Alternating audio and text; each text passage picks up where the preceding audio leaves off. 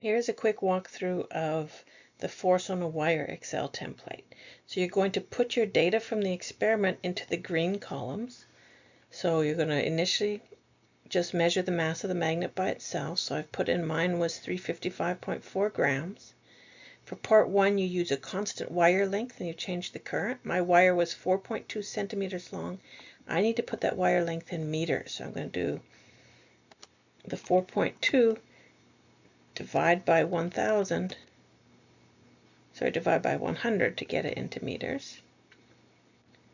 Then I'm going to get my data. So you're going to type in your data. I have it over here in a spreadsheet. So let me just grab it and I'll paste it over into this one. For part 1. And I'll go back and I'll do the same thing for part 2.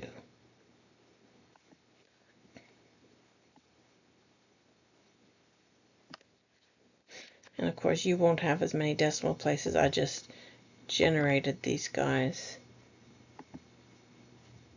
using the computer. Alright, so there's my mass. I've got all the green areas filled in. For part 2, I varied the length with a constant current of 2 amps, so I put in 2 there. Alright, so now let's fill in the other columns in the table. So I put in my current and my mass. Next thing I'm going to do is I'm going to calculate delta M. So delta M is the initial mass, so that's my value up in cell B1, 355.4, minus the mass that you measured for each trial, and then divide by 1,000 to go from grams to kilograms. I'm going to do equals, open brackets, my M0 is 355.4, minus my first value here is B5, and then divide by 1,000.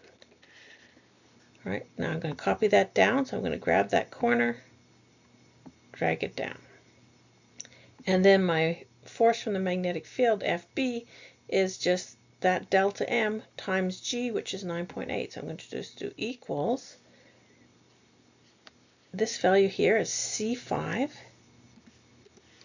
times 9.8. Hit enter. Again, go up, select it, grab the black dot in the corner, drag it down. All right, so you see it's got a graph. It's a nice straight line, which is what we expect. And I've got my slope over there. All right, let's go down and do the same thing for part 2. So for part 2, I need to convert my length in centimeters into meters. So I'm going to do equals, let's see, where am I? A16. And I'm going to just divide by 100 to go from meters to centimeters. Grab that cell, grab the black corner, drag it down. Okay. So that's going to be my x-axis of the graph. My delta M in kilograms, I'm going to do the same equation that I had at the top. So it's going to be my initial mass, 355.4 minus the mass, divided by 1,000. So it's going to be equals 355.4. Remember, your initial number is going to be different depending on your magnet, minus this value here, which is, let's see, C16. Minus C16, and then convert to kilograms, divide by 1,000. Okay, drag that down. And my F is that delta M times 9.8. So I'm going to do equals, see, so delta M is D16 times 9.8. And again, grab that and drag it down. Okay, let's see, I've got, what did I do here? Oops, I got the wrong masses. Just a second. See, I had a huge jump over there, so something went wrong in here. Let me grab that. There we go. So I'm just going to take my numbers, so I had screwed up in my spreadsheet. Let me go put them back into here. And once I paste them back in there, everything should look right. Okay. All right, sorry about that. So there we go. We've got a graph with a straight line for each of them, which is what we expect, right? Because if we look at our equation, let me drag it over a bit, theoretically the force should be the current times the length times the field. So it should be linearly dependent on the current, which is our graph from part 1, and it should be linearly dependent on the length, which is our graph from part 2. So from these guys, we should be able to calculate what is the magnetic field of our magnet. So we're going to do that in the blue boxes. So in the blue boxes, I'm going to put in my slope. So here I've got 0.0227.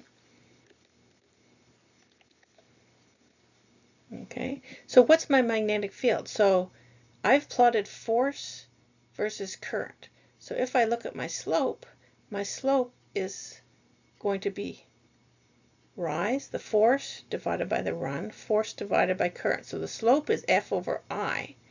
So the slope is equal to L times B. So to get B, I'm just going to do B is equal to the length divided by the slope.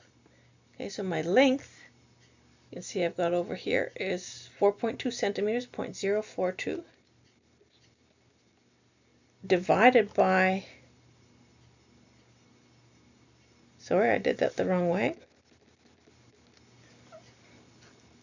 Let me write down the equation. So hang on, let me insert another equation so you can see what I'm talking about here.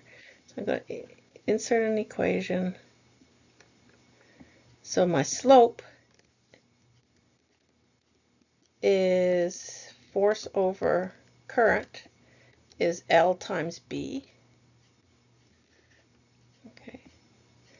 So to get B, I'm going to have to do the slope divided by L. So I did it the wrong way up. So it's going to be equal to the slope, 0.0227, or in fact I can do equals S5 divided by my length, and my length is over here is C3. Okay, so my magnetic field should be about 0.54 Tesla. All right, let's do the same thing. And here I'm going to grab this equation that I use for my analysis. I'm going to move it down here. All right, so this time I plotted force versus length. So now my slope is force over length, and that should be equal to I times B. Okay, so if I want to find B, my B is going to be the slope divided by the current. Okay, so my current is 2 amps. That's over here in cell C14. My slope is on the graph here, 1.08. Okay, so B is going to be the slope divided by the current. So it's going to be equal to my slope, S18, so S17, divided by the current, which is C14, and I get 0.54. So if I look at this, you can see comparing both part 1 and part 2 gave me approximately the same value of the slope. So it tells me that the equation is proved because it's linear dependence of force on current, linear dependence of force on length, and both parts gave me approximately the same value for the magnetic field.